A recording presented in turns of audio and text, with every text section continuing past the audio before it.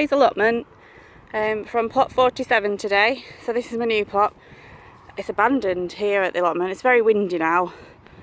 It's quite late on in the afternoon, but because it's a bit dull, there's nobody up here.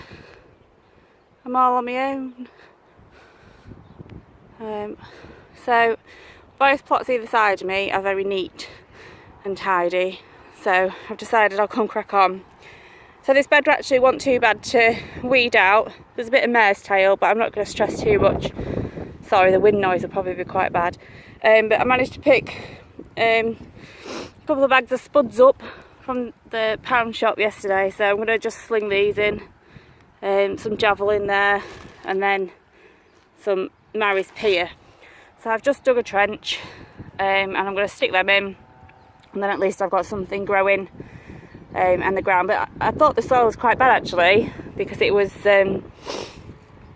quite solid the other day, but once you get through the top layer it's actually really nice underneath, so hopefully it won't be too bad on this plot. Again, I'm really sorry about the wind noise. So I'm going to put them in, and I'll show you once I've finished it all. So I've put the potatoes in, but what I was going to do was put comfry in with the potatoes, but I forgot what I was doing, got carried away. So what I'm going to do is I'm just going to harvest some comfry from these. Again, you just literally rip it, so grab down, rip it, it will replenish itself, it grows really well, as you can see I've got plenty. And what I'm going to do is, because I forgot to put them in, is literally just lay them in the trenches at the side, and then they'll act as a mulch, but also as they rot down they'll release that goodness into the potatoes and into the soil anyway.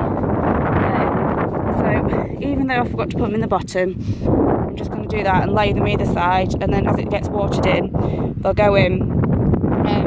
So I recommend anyone having comfry, if they can get hold of some, you can just split the crowns like you do rhubarb every year. Literally just rip it up. If not, you can soak it in water, or in the bottom of your water pot in a netted bag, and just make a water feed for your plants anyway.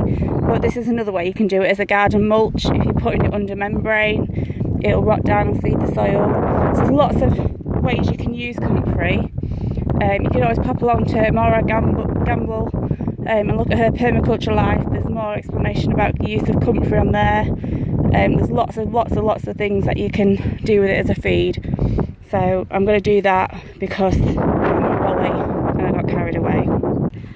Really sorry about the wind noise, it really is gusty. I just thought I'd show you what I've been doing. So I'm just turning this bed over, but I want to talk about mare's tail. There's lots of posts online about what it looks like once it's poking through, but if you're new to digging up and you don't know what to look for, it's these roots that look like this. So they're a bit cabley and dark, but once they start to grow, this is when you see these bits growing to the surface. But if they haven't started to grow already, it's this. So it could look quite harmless, but it's not. It's actually a mare. So that's what you're looking for, and every time it breaks, it re-roots. But it's, oh, where are we? There we are, sorry. So that's what you're looking for when you're digging up. That's mare's tail. And there's tons of it on our plot, absolutely tons. I've not suffered with it much up the top end, but this new half plot, it's riddled with it. So I think as you come down the rows, you get a bit more. Let me see if I can show you some more. So it's everywhere, look. There you go. It literally is everywhere.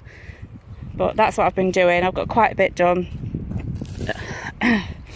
That looks worse than it is. That's a manure bed, but it's just got some creeping weeds on top, which will pull up easy.